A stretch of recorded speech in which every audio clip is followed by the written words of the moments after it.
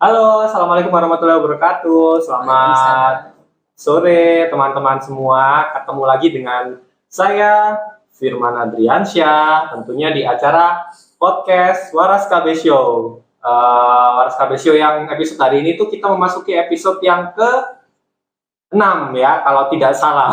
Seingat saya memang 6, oke? Kalau begitu, kita langsung lanjut aja ya.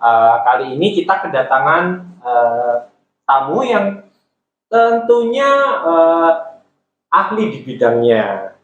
Nah, untuk episode kita kali ini, kita akan membawakan tema terkait kolaborasi antara komunitas TB dan HIV dalam penanggulangan TBC di kota Surabaya. Bagaimana keseruan bincang-bincang kita? Kita langsung aja ngobrol dengan bintang tamu kita pada sore hari ini. Halo, Assalamualaikum. Waalaikumsalam. Baik, nah di sini udah ada 2 bintang tamu kita nih. Kita langsung aja kenalan ya satu-satu sama mereka. Kita langsung mulai saja ke siapa dulu nih? Mas Ari dulu. Oke, silakan Mas Ari. Dikenalkan. Halo, selamat sore. Assalamualaikum warahmatullahi wabarakatuh. Saya Ari, saya dari PKPI Daerah Bali. Di sini saya sebagai Paralegal Officer terkait dengan kasus kekerasan yang terjadi pada populasi kunci dan ODIF. Terima kasih. Oke, lanjutnya. Iya, halo selamat sore. Perkenalkan saya Istika. Kebetulan saya satu lembaga dengan Mas Ari di PKBI Daerah Bali untuk intervensi wilayah Surabaya. Saya sebagai advokasi officer. Terima kasih. Oke, terima kasih. Sekarang kita langsung aja ngobrol-ngobrolnya ya terkait hal ini.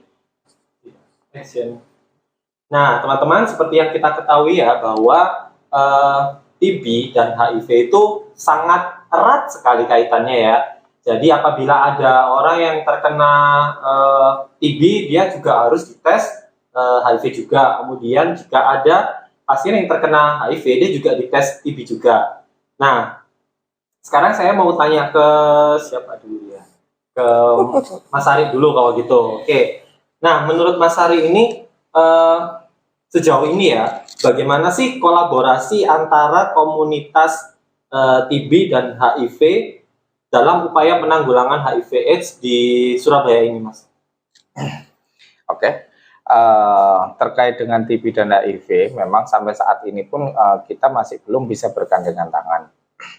Tapi dalam implementasinya ke depan, kita memang harus diwajibkan untuk bergandengan tangan. Karena apa? Di situ kita diwajibkan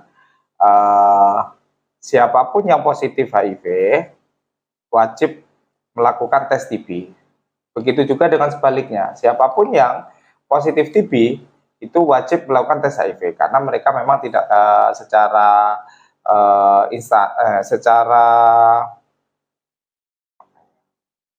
program kesehatan, memang mereka itu nggak bisa dipisahkan, mereka dua-duanya harus terpaut satu sama lain gitu.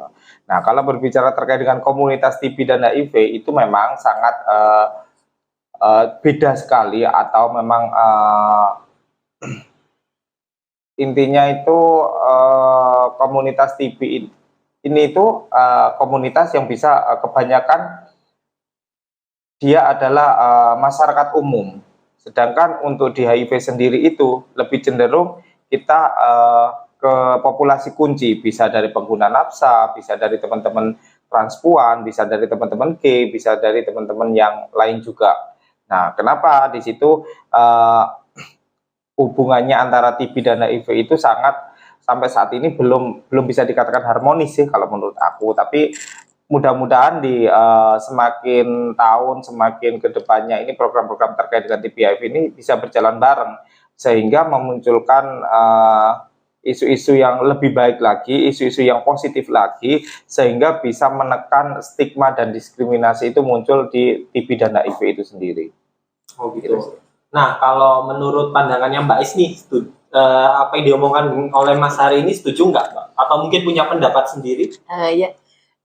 Ini yang ditanyakan mengenai kolaborasi antara komunitas ya, kolaborasi antara komunitas TB dan HIV-nya. Memang saat ini karena kita kan masih punya program yang berbeda ya, satu di TB, satu di HIV, sehingga memang kita harus sering duduk bersama untuk berkoordinasi. Itu harapannya ke depan. Karena seperti yang Mas Ari tadi katakan, biasanya yang untuk ke HIV memang cenderung pasien itu dari populasi kunci. Meskipun tidak menutup kemungkinan, data terakhir itu angka tinggi itu pada ibu rumah tangga. Ya, untuk TB-nya itu memang biasanya sih dari masyarakat umum gitu kan.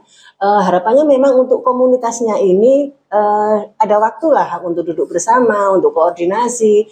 Selain itu juga untuk penanggung jawabnya yang ada di layanan itu harapannya antara TB dan HIV ini kalau bisa sih kalau memang ada pasien yang dia mengidap dua-duanya, harapannya ada satu orang penanggung jawab begitu sehingga saat si pasien ini mau mengakses pengobatan tidak harus ke TB dulu, setelah itu ke HIV dulu. Jadi kasihan si pasien harus warawiri gitu kan. Jadi setidaknya ada satu layanan yang dia juga penanggung jawab TB dan HIV. Sehingga pasien ini dengan satu kali datang, dia sudah bisa mendapatkan pengobatan yang komprehensif seperti itu sih.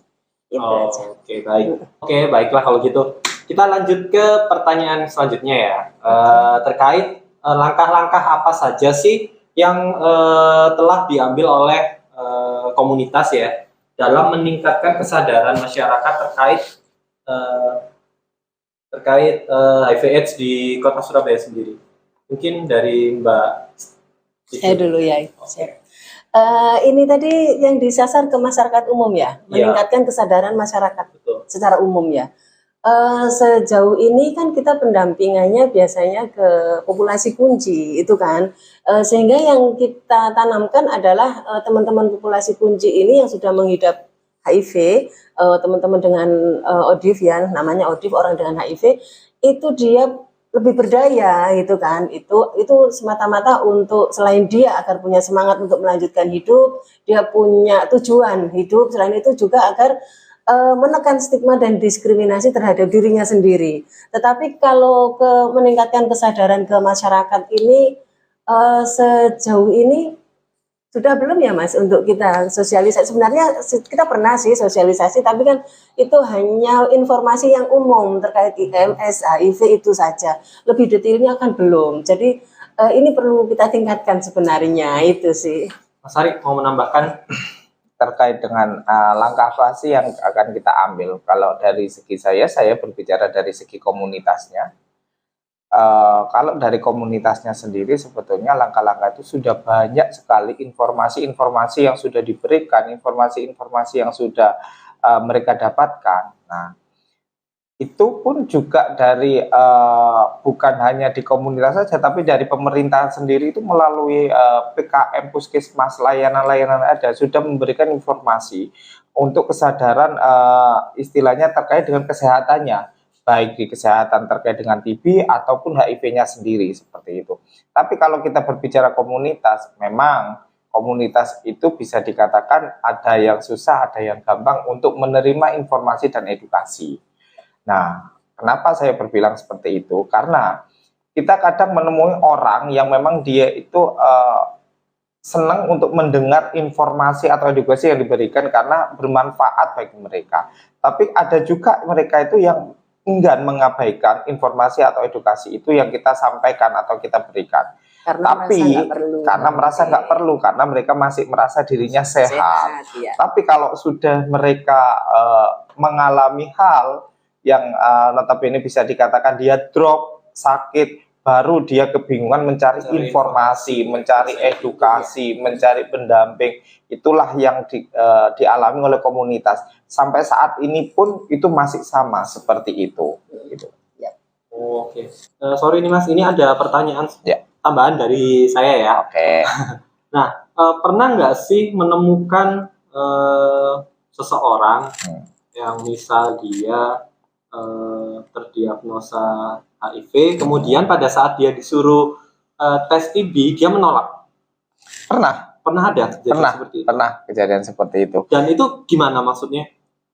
Biasanya gini, teman-teman komunitas kalau dia didiagnosa positif HIV tapi kondisi kesehatannya masih sehat, untuk melakukan tes TB itu dia enggan karena belum muncul gejala, karena merasa dirinya masih sehat. Iya, beda dengan orang atau masyarakat umum atau komunitas yang sudah dia drop duluan baru dilakukan tes HIV. Otomatis persyaratan untuk mengakses obat-obat selanjutnya, pemeriksaan selanjutnya itu memang harus wajib dilakukan, karena itu adalah screening awal yang memang dilakukan untuk pasien dari dokternya untuk mendapatkan pengobatan lanjutannya seperti itu. Tapi kalau dirinya masih merasa sehat, itu yang susah, karena menurut mereka itu aku hanya tes HIV saja. Iya, aku hanya tes HIV saja. Kenapa harus tes TB? Kan aku nggak ada batuk. Intinya seperti itu. Boleh nolak ya? Maksudnya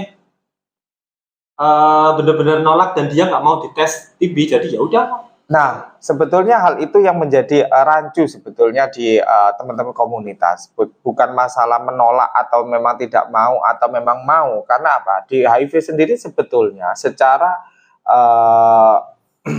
tes itu namanya VCT. VCT itu voluntary, sukarela. Jadi tidak ada paksaan di situ. Nah, itu nanti sebetulnya menjadi tugasnya pendamping untuk mengajak, untuk memberikan edukasi, untuk mengajak agar dia si A katakanlah mau untuk ikut tes TB juga seperti itu kan. Toh nanti kan juga untuk kebaikan dia sendiri gitu kan. Untuk apa ya istilahnya itu untuk jaga-jaga. Mau belum drop ya lebih baik dites dulu kan seperti itu. Makanya kan di setiap istilahnya kita mengajak, kita ngomong dampingan ya, setiap kita mengajak dampingan, di awal itu kita harus mempunyai bekal untuk diri kita sendiri dulu, yaitu bekal kita menguasai situasi dan kondisi yang ada saat ini, informasi-informasi yang akurat terkait dengan saat ini, terkait dengan situasi TB dan HIV. Yang ketiga yaitu kita bisa menjelaskan dan menerangkan sehingga dampingan yang kita bawa ini paham dan mengerti terkait dengan nanti hasil dari tes tersebut. Ininya seperti itu, baik tes HIV atau TB. Kalau misalnya di tes HIV, kamu nanti kalau dinyata negatif, ya sudah, nggak apa-apa negatif. Tapi dalam jangka waktu 3 bulan ke depan, kamu harus melakukan tes lagi. Karena di situ ada masa Windows period. Kita nggak tahu, perilakunya harus dijaga. Seperti itu. Hal-hal yang seperti itu walaupun kecil, tapi kita harus tetap sampaikan. Karena apa? Kalau tidak disampaikan, mereka nggak akan mengerti dan nggak paham. Dan perilakunya maka makin semakin bebas. Karena apa? Merasa dirinya masih negatif, belum positif, seperti itu. Oh, oke. Kalau misalnya masih tetap menolak gimana? Nggak mau, aku beneran nggak mau kok. Ya kalau dari apakah dibiarkan ya udahlah. Enggak. Mungkin saat itu dia kan ada penolakan. Di lain waktu lah kita kasih informasi lagi. Mungkin masih bisa mau ya berubah, pasti. Pikiran orang kan pasti beda-beda kan. Sehari ini sama besok ada berubah pikiran gitu kan. Siapa tahu di suatu titik dia merasa oh iya aku butuh. Ya seperti itu harapannya seperti itu. Dia mau berangkat atas kemauan sendiri bukan atas paksaan. Betul. Gitu kan. Harapannya tetap di follow up terus. Iya, tetap di follow up sampai dengan dia mau sampai tes, di akhirnya mau. Betul. Mungkin langkah yang memang strategis diambil juga bisa melalui pendekatan. Intinya kita tuh melakukan pendekatan dulu kepada dampingan. Kita ajak dampingan ini sebagai teman yang kita bisa ngobrol, mereka bisa curhat, ya kita membangun trust atau kepercayaan dulu sama mereka. Nanti kalau kepercayaan itu sudah terbentuk, kita enak nanti ngomong dengan dampingan atau mengajak mereka, kasih informasi, kasih edukasinya, itu mereka akan menerima dengan pemahaman yang lebih baik lagi, yang akhirnya mungkin nanti dia mau untuk melakukan tes itu, seperti itu, atas kemauan sendiri. Dia sadar dia ingin mendapatkan hasil tes dirinya untuk ikut tes dan hasilnya bagaimana. Oke. Baik, kalau gitu lanjut ke topik yang tadi. Oke, nah di kota Surabaya ini kan saya kemarin juga baru tahu ya kalau terbentuk suatu aliansi nih, namanya ASPA. Nah, mungkin bisa dijelaskan ke teman-teman semua, karena mungkin ini kan masih baru, bisa jadi sarana edukasi buat teman-teman yang belum tahu nih.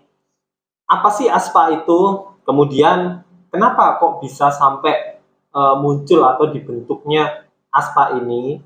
Kemudian, ASPA ini akan ngapain aja sih ini nanti di Surabaya? Oke. Mungkin aku bisa jawab dulu, nanti kalau kurang ditambahin sama Mbak Is ya. Oke, siap.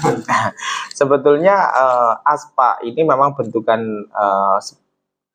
kalau secara nama itu memang baru, secara nama. Tapi secara bentukannya aliansi itu sudah lama, sudah beberapa tahun yang lalu. Tapi dengan nama yang berbeda, namanya waktu itu Koswara. Koalisi Wani Waras Surabaya. Nah, itu yang di tahun-tahun sebelum adanya pandemi COVID itu. Cuman karena isunya di Koswara ini terlalu luas dan lebar sekali, di dalamnya itu banyak sekali teman-teman dari OMS atau NGO-NGO yang ada di Surabaya yang bisa masuk di dalamnya. Akhirnya kita tidak bisa mengerucut atau memfokuskan sebetulnya aliansi ini itu tujuannya kemana, mau apa, seperti itu. Akhirnya di tahun ini coba kita membentuk lagi, membreakdown lagi, ini mau kita bikin aliansi atau meneruskan aliansi yang sudah ada, tapi kita dengan tujuan untuk mengerucut dengan satu isu yang memang kita harus bisa berjalan bareng beriringan. Itu sih kalau menurut aku dari ASPA. Mungkin dari Mbak Is bisa ditambahin terkait dengan ASPA itu sendiri. ASPA itu sendiri adalah kepanjangan dari Aliansi Surabaya Peduli AIDS ya. Jadi di dalamnya itu ada saat ini itu ada 12 OMS, organisasi masyarakat sipil atau LSM ya, dulu bilangnya LSM, itu yang peduli terhadap isu HIV. Ini berkumpul menjadi satu. Di sana kita duduk bareng membicarakan nih, ngomong bukan atas kelembagaan, aku dari lembaga A, aku dari lembaga B, bukan begitu. Tapi kita ngobrolnya adalah kita menjadi satu kesatuan sebagai Aliansi Surabaya Peduli AIDS. Yang kita lihat adalah Surabaya, yang kita sasar adalah Surabaya secara utuh Surabaya. Kembali lagi tidak berdasarkan pada kita masing-masing dari lembaga apa ya, dari Surabaya. Kita duduk bareng, kita ngobrolin nih tentang kondisi HIV/AIDS Surabaya sekarang seperti ini loh.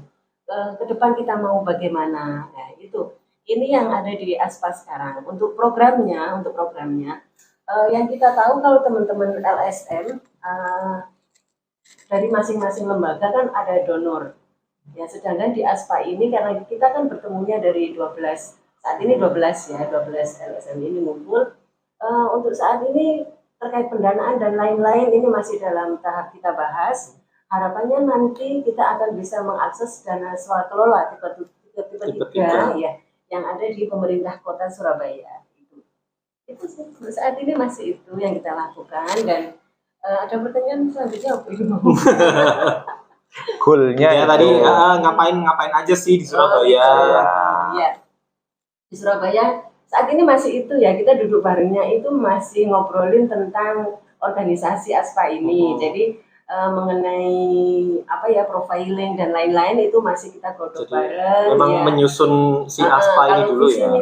Visi misi sudah terbentuk, terus program kerja, kegiatan dan lain-lain ini masih kita bahas bareng, sekaligus untuk memikirkan mengenai pendanaan. Jika kita benar-benar berkegiatan ini dananya dari mana? Karena tiap ada kegiatan kan kita pasti butuh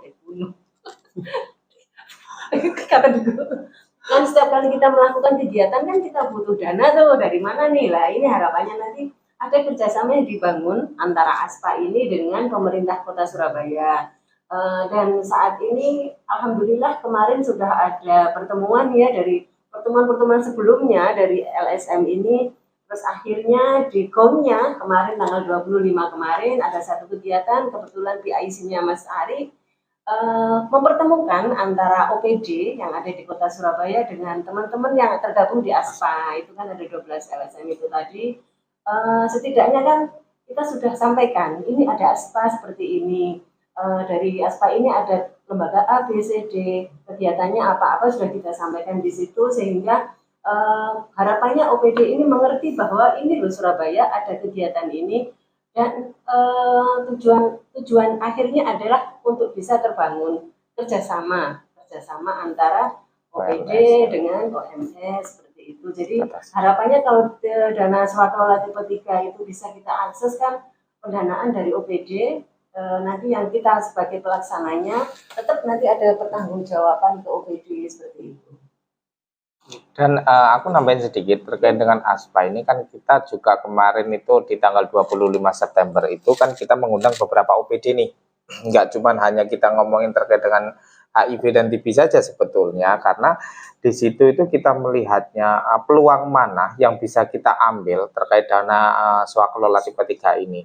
Karena di situ ada OPD dari Dinas Sosial, dari Disnaker, Dinas Tenaga Kerja, ada juga yang dari Dispenduk Capil terkait dengan identitasnya. Jadi Dari DP3A, ada DP3A terkait dengan dari perempuan dan Kemenak juga anak, ada dari Kemenak. Nah, peluang mana nih yang masuk untuk bisa mendapatkan akses dana itu gitu. Kalau ngomongin masalah kesehatan, menjamur sekali di terutama di Surabaya ini terkait dengan isu-isu kesehatan yang dipegang oleh Dinkes. Tapi kita juga nggak menutup mata di situ juga. Kalau memang dananya diperuntukkan untuk Dinkes itu lebih banyak, ya kita aksesnya melalui itu, gitu loh. Jadi di mana ada celah, coba kita akan mencari dana itu untuk ASPA ini bisa bergerak di mana dulu, di kegiatan yang mana dulu.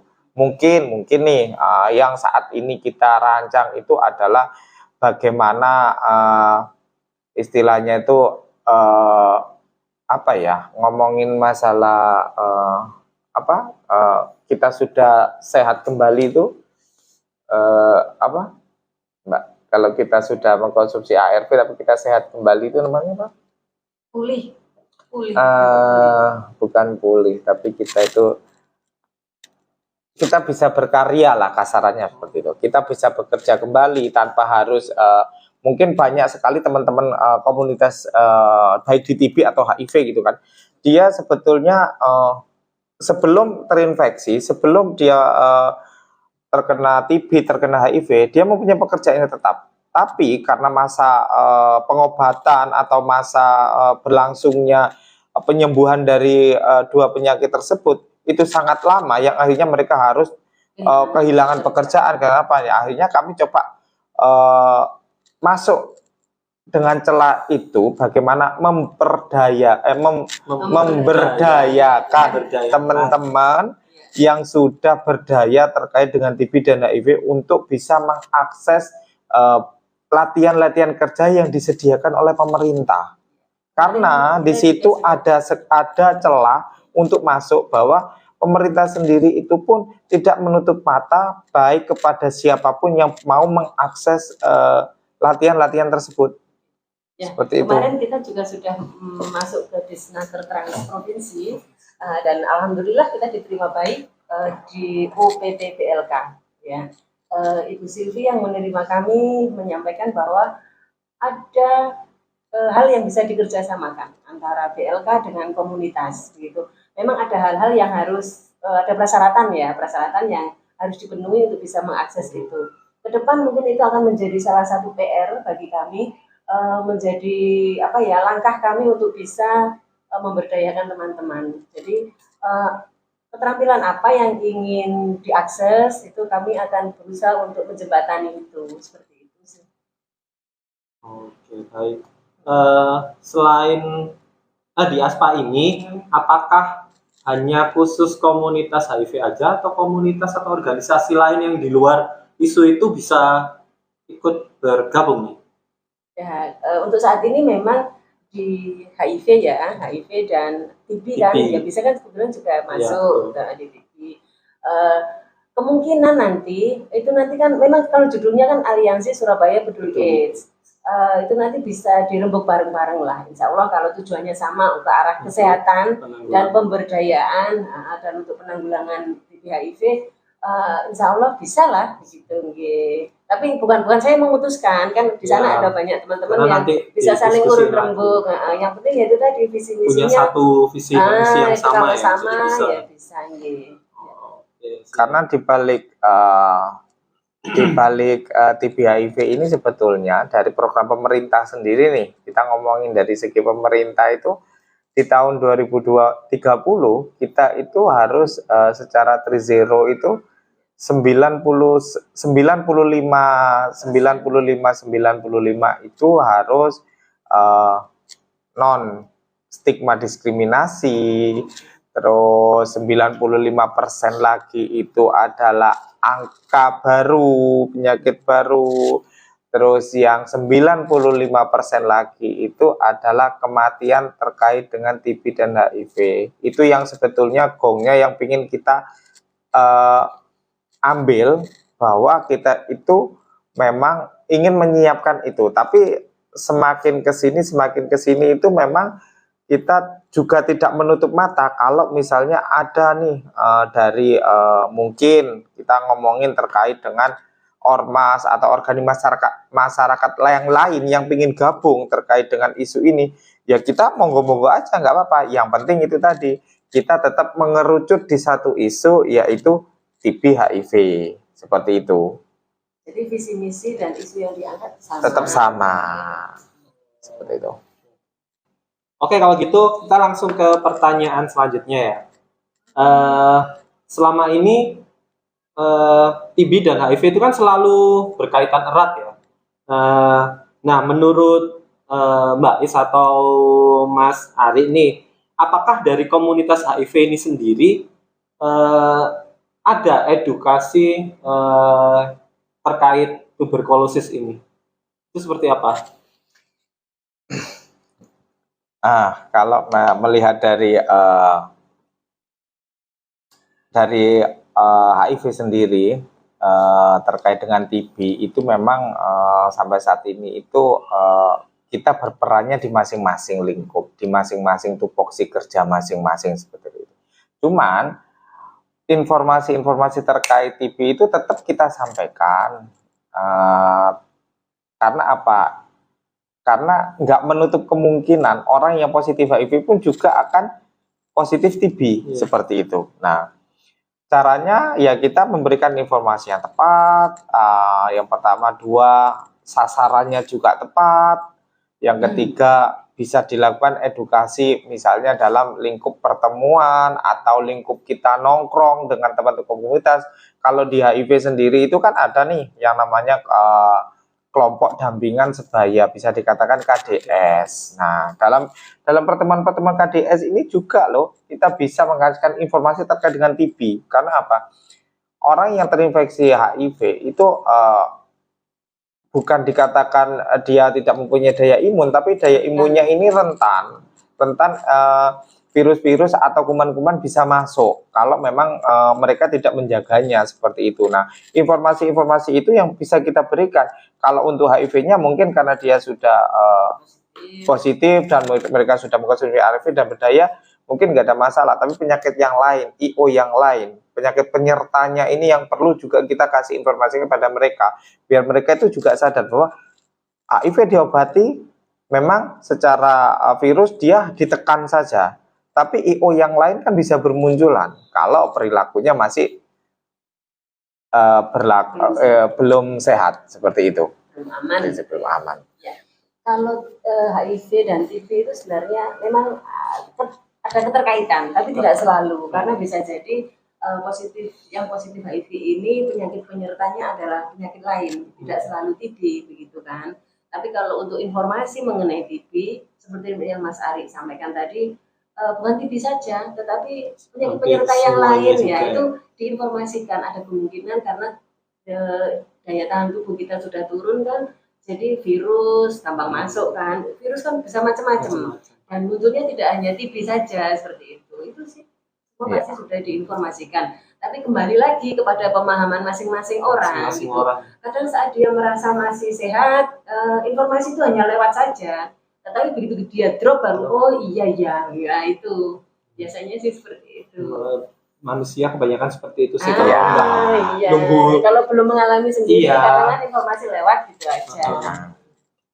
Dan sebetulnya ini kita mungkin di teman-teman pendamping nih ya, kita ngomongin TB HIV. Teman-teman pendamping TB pun juga mungkin secara tidak langsung itu kan dia juga menginfokan bahwa orang dengan TB pun juga bisa terinfeksi HIV, seperti itu. Walaupun notabene-nya penularan HIV atau prinsip penularan HIV itu sendiri itu sebetulnya nggak segampang, tidak semudah seperti TB. Tapi kenyataannya banyak sekali teman-teman itu yang terinfeksi HIV itu melalui TB dulu.